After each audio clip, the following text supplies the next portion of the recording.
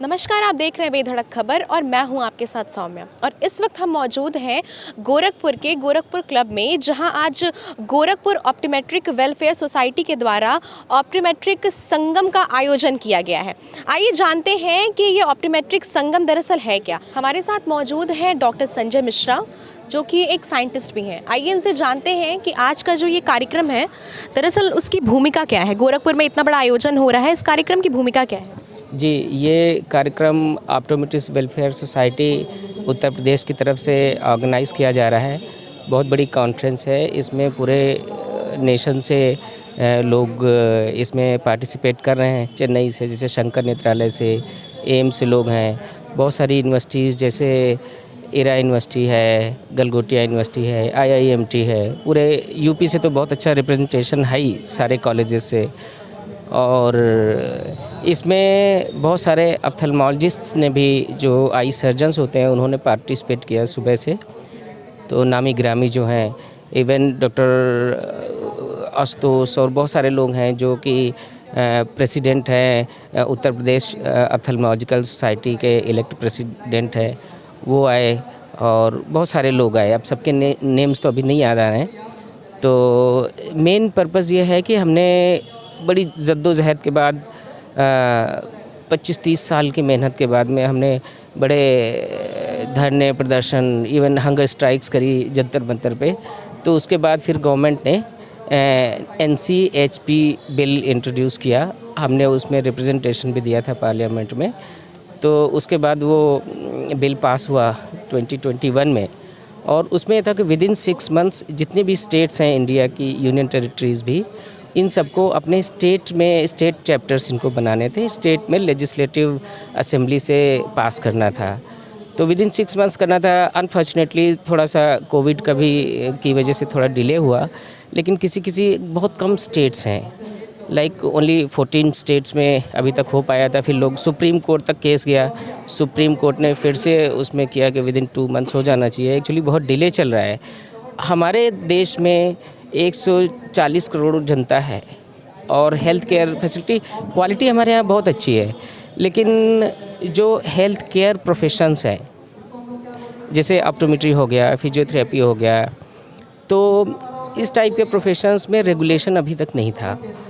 तो उसमें कोई स्टैंडर्ड नहीं थे, उसके ट्रेनिंग के स्टैंडर्ड्स, प्रैक्टिस के नॉर्म्स नहीं थे। तो इस वजह से बड़ा क्यास था। लेवल ऑफ जो स्किल है अलग अलग होता था अलग अलग इंस्टीट्यूट से। तो इसलिए रेगुलेशन की ज़रूरत थी। तो पार्लियामेंट में पास हुआ।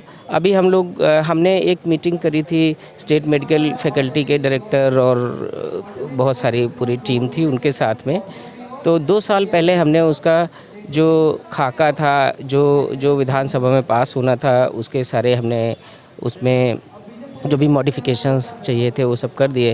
लेकिन अनफॉर्चुनेटली अभी तक वो काम अधूरा है, जिसकी वजह से ऑप्टोमेट्रिक्स का रजिस्ट्रेशन नहीं हो पा रहा है और काम डिले हो रहा है। तो हमारी ये दरख्वास्त है, डिमांड तो क्या कहेंगे, क्योंकि गवर्नमेंट तो हमारे लिए होती है, कि जल्दी से जल्दी उसको पास करके विधानसभा में, और जो स्टेट रजिस्टर है उसमें ऑप्टोमेट्रिक्स को प्रॉपर रजिस्ट्रेशन स्टार्ट हो, और ताकि ये प्रोफेशन और आगे बढ़ पाए। जी। अच्छा, एक नॉर्मल लाइफ, मतलब लोगों की लाइफ में ऑप्टोमेट्रिक्स का क्या रोल है? Optometrists are basically the eye care practitioners, first line of contact. तो अगर आपको कोई भी आँख की प्रॉब्लम होती है, आप सबसे पहले ऑप्टोमेट्रिस्ट के पास जाते हैं। ये लोग डायग्नोस करते हैं डिजीज़ को, आई से रिलेटेड डिजीज़ को। इवन जो जनरल डिजीज़ होती हैं, आँख में हमें पता चल जाता है कई बार कि किसी को डायबिटीज़ है या ब्लड प्रेशर की प्रॉब्लम है या दूसरी बहुत सारी डिजीज़, थायराइड हो गई, बहुत सारी चीज़ें पता चल जाती हैं।